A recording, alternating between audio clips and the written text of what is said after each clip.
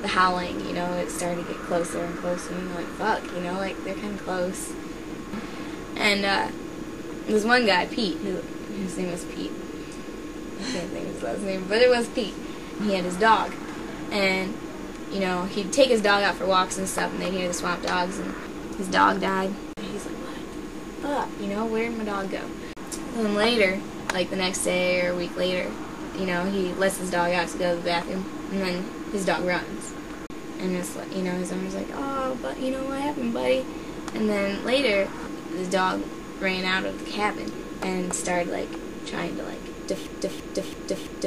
defend these swamp dogs that were there. It just was pissing off the swamp dogs. Now these windows, they're not like actual like glass windows, all that kind of stuff, like the doors.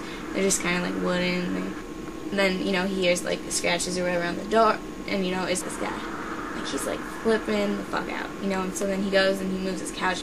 And what happened is when he was doing that, he like slipped on the couch or whatever, but he shut it and hurt one of them, you know, like the tail was like left in.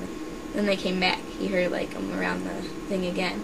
And they fucking like continued to try and get in because he has a fireplace.